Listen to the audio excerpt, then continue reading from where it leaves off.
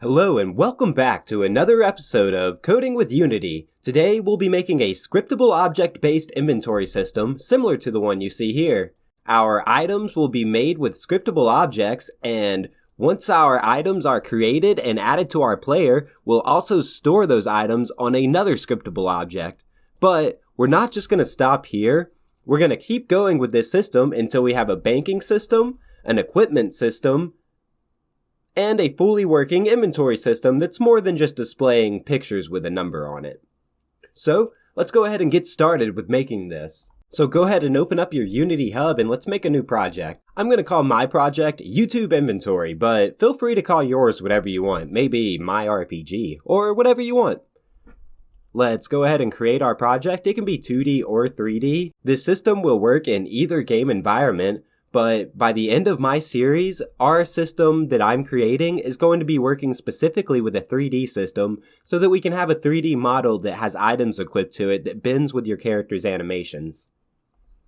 So let's go ahead and create this YouTube inventory project. Once your project is created, let's go ahead and create a new folder for holding some scripts. Since our inventory is going to be using scriptable objects for creating the items and the inventory, let's go ahead and create a folder called Scriptable Objects. Then inside of this folder, let's make another folder called Items. And inside of our Items folder, let's create another folder and call it Scripts. We're just trying to keep everything inside of our editor organized so when our project gets more complicated, it's not hard to find what you're looking for to edit it later down the road. So inside our Scripts folder, let's create a script called Item Object. Then we'll go ahead and open this item object script up. And inside of here, let's get rid of the start and update functions and replace mono behavior with scriptable object, because this is going to be the base class for creating our items. Now, we're going to make this an abstract class because this won't be the class that we will actually be using to create the objects, but it's going to be a base class that we can extend the other items from. So we can have more classes like food object, equipment object, or any other item type that you can think of. The reason we put object on the end of the class name is just to keep it organized and more easily to identify that this class is a scriptable object and not a mono behavior or a base C# class. Now inside of here, let's make a game object variable called a prefab that's going to hold the display for the item once we add it to the inventory. Then we're going to make another variable that's going to hold the type of the item, but before we can do that, we need to make a public enumerator that has the different type of items inside of it. So we'll say public enum, item type, and inside of here we'll say food, equipment, and default. Then back inside our item object class, we'll say public item type, so we can store what type our item is. Then let's make a string to hold the description of the item. And to make this more easily displayed in our editor, because if we create this now, it's going to be a single line string for the description. Let's make it say text area and give it a size of 15 and 20. This will make it easier to be able to read the description inside the Unity editor. Now that we have our public abstract item object class created, let's create another class for the type of item that we want to make. The first item can be a default object. So let's create another C# script. We'll call it default object. And this is going to extend our item object class. We can remove our start and update. And then above where it says public class, we'll type some brackets and type create asset menu, make a parentheses, and we'll name our file by saying file name equals. We'll say new default object, and then we'll give it a menu name of inventory system /items /default. So that we can right click, go to inventory system, items, and default to create a new copy of our default item. Now the only thing that we're going to type in here is a public void awake, so that every time that we create a new default object, we can automatically set some variables. And the only variable that we want to set is type equals item type dot default. That way we don't have to manually set our item type every time we create a scriptable object. Let's go back into the Unity editor to see how this works. So let's go out of our scripts folder and into the items folder, right click, create inventory system, items, default. You can see we have a new default object. Our type is default. We have no prefab. and our description text box area is big enough to be able to read a reasonably long description. So let's name our default object. We'll name it Bones. And now let's give our bones a description. We'll say the leftovers of those you've slain. Excellent, we've created our first item. You could easily just right-click, create, inventory system, items, default, and make as many default items as you want, but we'll just leave ours at bones for now. So let's go back into our scripts folder, and we'll create another script and call it food object. Or it could be like potions object, or whatever you want, some type of object for healing your character. So let's create that and open it up. Get rid of our start and update, replace mono behavior with item object. Now we're going to make an awake function again for setting the type. We'll say type equals item type.food. Then let's also create a variable on here for holding the amount of health that we want to restore when we eat the food. So we'll say public int, restore health value. And now we need to make another create asset menu line above our public class food object for actually being able to create the food object. So let's go back into our default object, copy this, and paste it inside of here. Now we can change new default object to say new food object. And instead of item/default, let's say item/food. Go back into Unity, and we can see if we can create our new food object. So let's right click, create, inventory system, items. You'll see it says default and food. Let's click on food.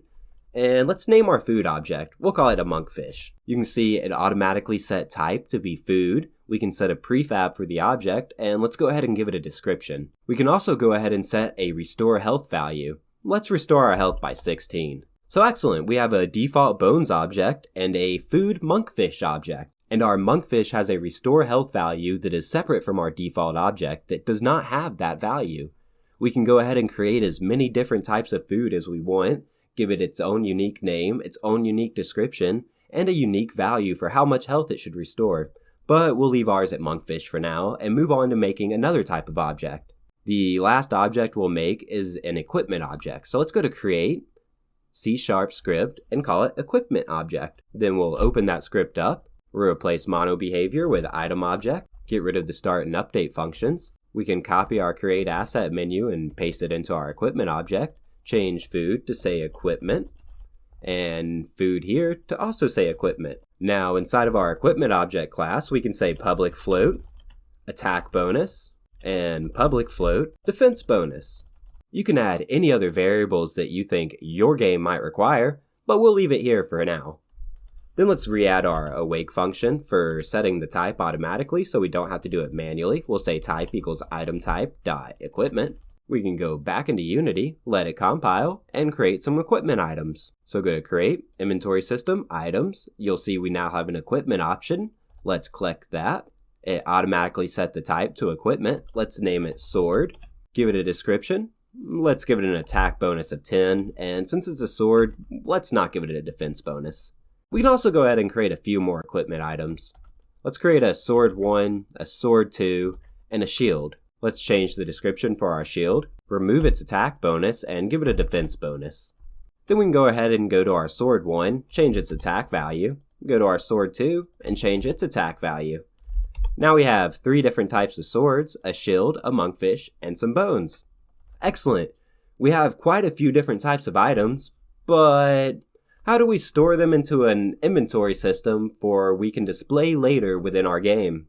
Well, that's what we're going to do next. Let's go back to our Scriptable Objects folder and create another folder and call it Inventory. Open up the Inventory folder, and inside of here, create another folder and call it Scripts. And in the Scripts folder, let's create a new C# script and call it Inventory Object. We can go ahead and open our Inventory Object script up after it compiles. And the first thing we'll do is replace mono behavior with scriptable object because our inventory is also going to be a scriptable object. Remove the start and update functions. Then let's make a public list for storing all of the items that we want to add to our inventory system. So let's say public list. The thing that our list is going to hold is going to be item objects. And we'll call it container because it's a container that holds our items. Then we'll say new list, item object. Excellent, but not really. One problem with this is we're just storing the type of item, but we actually need to store the type of item and the amount of items that is held in that slot of our inventory. So let's create a class called inventory slots, and instead of holding items, our inventory's container will hold inventory slots, and those inventory slots will contain the item and the amount of items you have in that slot. So we can just do this inside of the same class instead of creating a new class. So we'll say public class, inventory slot, an open and close bracket, and then above your public class, you're going to also want to say system.serializable, so that when we add this class to an object within Unity, it will actually serialize and show up in the editor. So inside of our inventory slot class, let's create a public item object and call it item. This is the item that's stored in that inventory slot. Now let's make an int for holding the amount of that item that's stored in that slot. Excellent. Now let's make a constructor for setting some values when the inventory slot is created. So we'll say public inventory slot, and it's going to ask for an item object. We'll call it underscore item, and it'll ask for an amount. So we'll say int underscore amount. Now inside of this constructor, we'll just say item equals underscore item, and then amount equals underscore amount. Now let's create a function for adding the amount to our inventory slot. So we'll say public void add amount int value. Then we can just say amount plus or equal to value. Now let's go back up to our inventory object class, change where it says item object to say inventory slot, and now let's make a function for adding items to our inventory. So we'll say public void add item, and our void's going to ask for the item that we want to add. So we'll say item object underscore item, and then the amount of that item that we want to add. So we'll say int amount. Now we need to first find out if we have that item within our inventory or not. We may switch this to using a dictionary later, but for now we'll just use a list. So the first thing we need to do is check if we have that item within our inventory. So we'll say bool has item equals false, because we're going to first assume that we do not have that item. Now we need to loop through all the items in our inventory and see if the item that we're trying to add is already in the inventory. So we'll say int I equals 0, I less than container.count, I plus plus. Now we'll say if container I.item is equal to underscore item, has item is equal to true. And we can go ahead and break because we don't need to continue going through our for loop. Now, since we do have that item, let's add to the amount of that item that we have by saying container I.addAmount underscore amount, using the function that we created earlier. So if we go through this for loop and has item is never set to true, we'll say if exclamation mark has item, meaning has item is equal to false, container dot add new inventory slot, and we'll pass in the item and the amount. Excellent.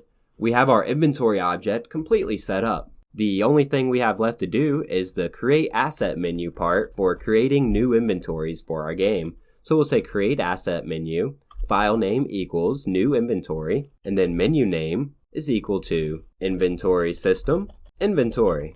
Excellent. We can go back into Unity and create a new inventory inside of our inventory folder. So go into your inventory folder, go to create inventory system. Now you'll see underneath your item selection, you'll have an inventory selection. Create a new inventory, and we'll call it player inventory. The reason we're storing the inventory in a scriptable object and not directly onto a player within Unity is because we can create multiple inventories and say our second inventory is still the player's inventory, but we want him to have this inventory during the tutorial. Well, we can have a specific scriptable object with the items on it that we want to be accessible during the tutorial, but we don't actually want to give to the player when the game starts. So we can just switch between the player tutorial inventory and the player inventory. This could also be used in lots of other places within your game. You could even use these inventories for shops or enemies or whatever thing you need that needs to hold items within your game. So now that we have our inventory and our items set up, let's create a character that actually holds an inventory on him. So let's create an empty. We'll call him player. And underneath this player, let's give him a graphic. For now, he'll just be a cube. Now on the player object, let's add a new script to it and call the script player. Now we can open the player script up, and inside of here, let's say public inventory object, inventory. Excellent, now our player has an inventory on him. All we need to do is add and remove items to it and create a way to display that inventory within the game. So the way that we're going to add items to it for this demonstration is going to be similar to what you saw in the beginning of the video. We're going to create a bunch of objects within the world that are each going to hold their own specific item that'll be added to the inventory when you interact with them. So let's create a new object. We'll call this item.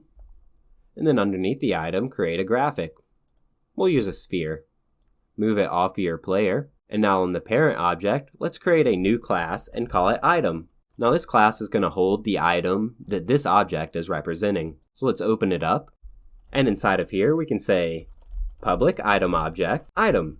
Now that we have our item class set up with a public item object item for storing the item that we want our game object to be representing, let's create a way to interact with this object. The way we're going to do that is by going to our player and removing the box collider from the child object. We're going to add it to the parent object. And let's go ahead and add a rigid body to it also. And let's turn gravity off so our player doesn't start falling right when we click on play. Then on our item, go to your sphere, remove the sphere collider, and add it to the parent item. Now let's go back into our IDE, go to your player class, and we can get rid of the start and update functions. But let's add a new function and call it onTriggerEnter, because we need a function that's going to fire every time we interact with an item within our world. So we'll say public void onTriggerEnter, then we'll say var item is equal to other.getComponent item. Now we'll say if item, meaning it was able to find an item. Let's say inventory.addItem item.item and 1. Then we need to destroy the game object that we just interacted with. We'll do that by saying destroy other.gameObject so that we only add one of the object that's within the world. So let's go back into our Unity editor, go to your item, and one thing we need to change is make it a trigger enter since we're using onTriggerEnter. Let's click on our player inventory so we can see if it's getting items added to it or not. Now before we click on play, we need to set up the item on our item script. We'll use bones for this one. We also need to go to our player and set up the inventory, so set player inventory to your player's inventory variable. Then let's click on play, move our square into the sphere, see if the sphere gets destroyed, and it does. Let's go into our project, click on the player inventory, and you'll see that we have a bones added to our inventory. Go ahead and click out of play, and we'll duplicate this bones items 2 more times, and see if we're able to add 3 bones to our inventory. Click play, click on your player, go over the items, we deleted all 3 of them, and your player inventory says you have 4 bones added. The reason is because when we leave play, our inventory still stays the same, and 3 plus the 1 that we got from the previous play equals 4. The way we're going to fix this is by going back into our IDE, and inside of our player class, we're going to make another function and say private void onApplicationQuit. And when we do quit the application, we'll say inventory.container.clear, which will clear all the items within our inventory. So let's just manually set the size back to 0 this time. Click play, go to your player, move your player over the 3 items. You'll see you have 3 bones in your inventory. And when you leave play, your container size is set back to 0. Excellent. Everything's working so far. The last thing we need to do is find out a way to actually display our inventory. So let's quickly do that. Right click, go to UI, make a canvas, and underneath this canvas, let's make a panel. Change your Unity editor to 2D so it's easier to work on the UIs. Then you can double click on the panel to automatically get it to the size you want. And make sure you're on the rect tool so it's easier to edit your UIs. Let's change our panel size. We'll make an inventory that's about this size. And we can rename our panel to say inventory screen. Now we need to make the prefabs that we're going to add to the items that are going to be displayed on our inventory when our inventory is updated with the new items. So let's create a new folder and call it prefabs. Let's also create another folder and call it graphics. And inside of this folder, you can drag the graphics that you want to use for your inventory. But for my project, I'm just going to be using a square. So inside your prefabs folder, we need to create some prefabs. So go to your inventory screen, create a UI, Now let's resize our image to make it look more like the size that our single inventory item should be. I think I'll use a size about like that.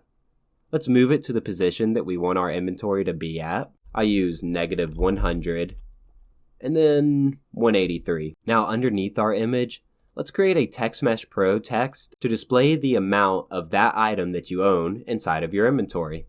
We can change our text size to the size of our square, and then use auto size for the font. Reduce your minimum size option to 1, I suppose, or whatever size you want to use. Then change new text to say 0. Then let's go up to our image, put the square or whatever image you're using for the item display that you're creating into your source image spot. Then I'm going to change my color to red so the 0 is easier to see.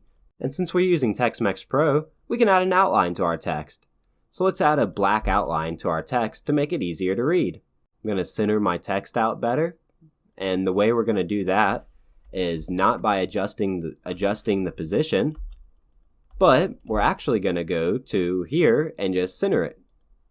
Alright, so I have my item set up, and all it is an image with a source image and a color, and then a TextMesh Pro with the text at 0 and centered out. Now that I have my item set up, I'm going to go ahead and drag and drop it into my Prefabs folder.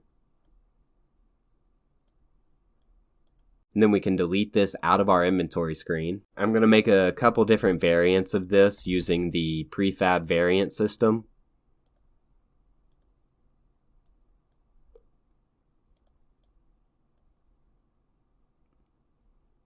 So that we have different variants of this item for the different items we have in our game.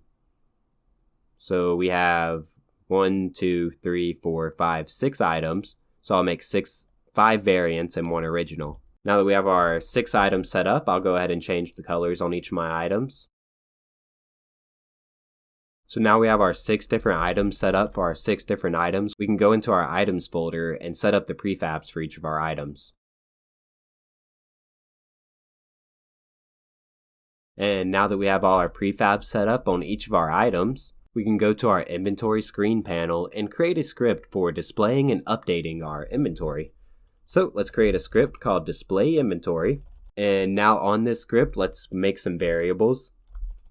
The first variable is going to hold the inventory that we want to display. So we'll say public inventory object inventory. Another useful thing of using a scriptable object architecture is we don't have to link to our player to find his inventory. We can just link directly to his inventory inside of our editor. Now let's make a public int that's going to hold the x space between our items. So we'll say x space between item. Then we'll make another one for the number of columns that we want our inventory to have. And one more variable for the y space between items. Now let's create a dictionary for the items displayed. We'll say dictionary. The key of our dictionary is going to be the inventory slot, and the value is going to be a game object. We'll call this items displayed new dictionary. Then on start, we'll say create display, and then update, we'll say update display. Now we need to make these 2 functions. First, let's make the create display function. So we'll say public void create display. And inside of here, we need to loop through all the items in our inventory. So we'll say for int I equals 0, I is less than inventory dot container dot count I plus plus. Then we'll say var obj is equal to instantiate inventory dot container I dot item dot prefab. Then we'll put vector3 dot 0 quaternion dot identify and transform. This has set our position, rotation, and our parent. Now we'll say obj dot get component rect transform dot local position is equal to. Now we need to get the actual position that we want to place the item at once it's instantiated. The reason we didn't do it here is because this sets the world position and we need to set the local position. So let's actually create a function for getting this position since we're going to have to write it twice and it'll make things cleaner. So we'll say public void get position, and this position is going to need a value for which position in the inventory is the item. So we'll just say int I, since the value that we'll be using will be equal to the I inside of our for loop. So we'll say, and this isn't going to be a void, it's actually going to be returning a vector3. So we'll say public vector3 get position. And now inside of here, we'll say return new vector3. And now let's write a quick line of code that will place our objects within a grid.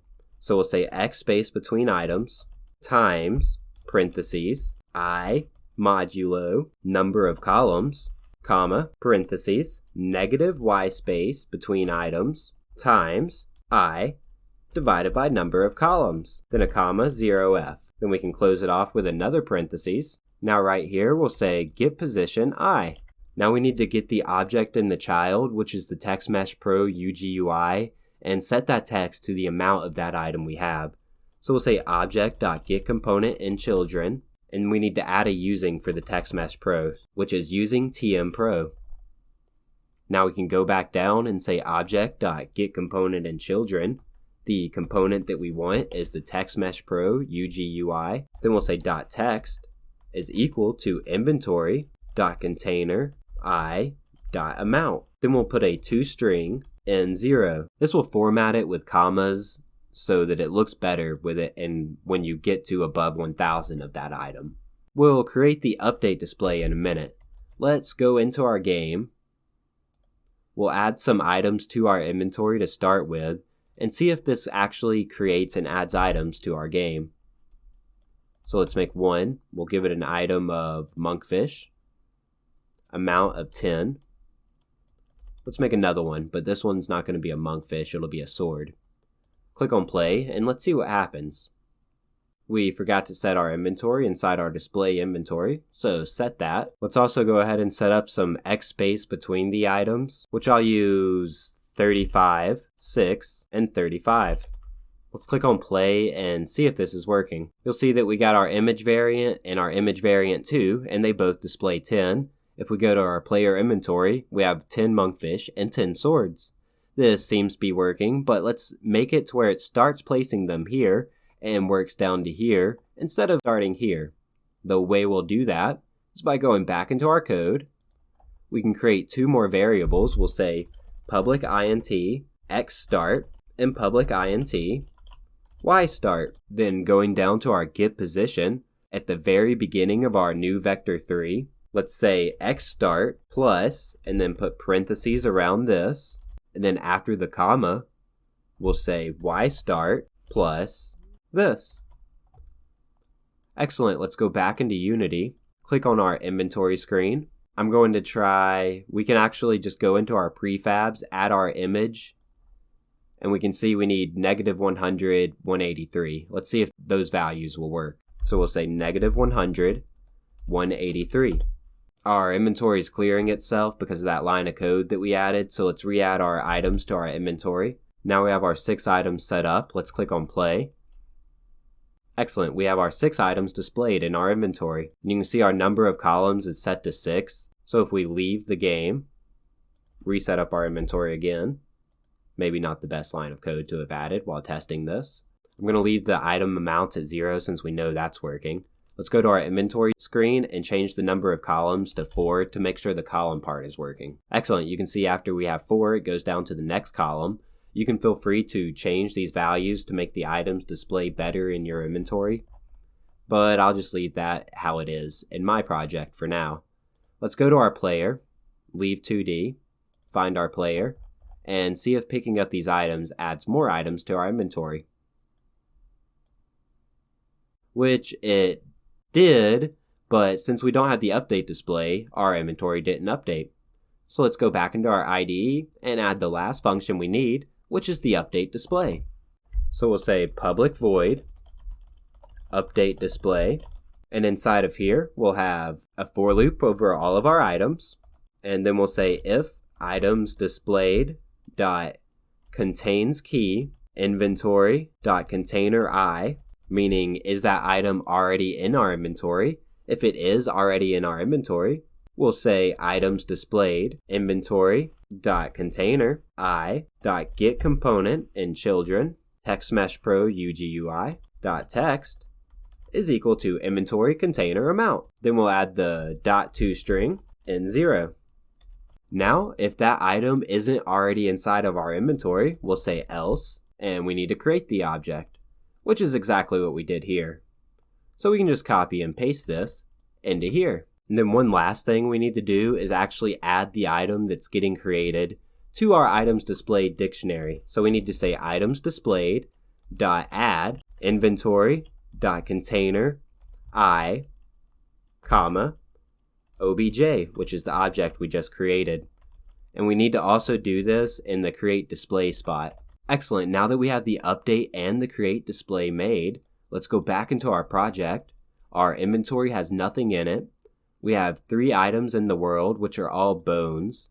So let's create a couple more items so it's not just bones. Alright, now I have a bunch of items set up. We can try picking these up and see if our inventory updates and displays correctly. So let's click on our player and drag him over all of the objects.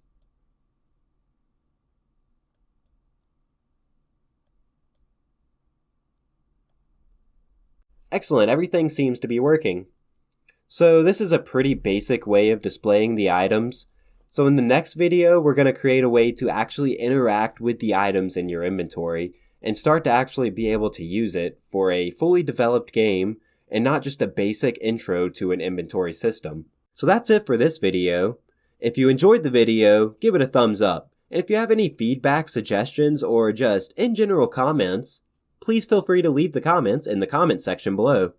But until next time, have a wonderful day and stay coding.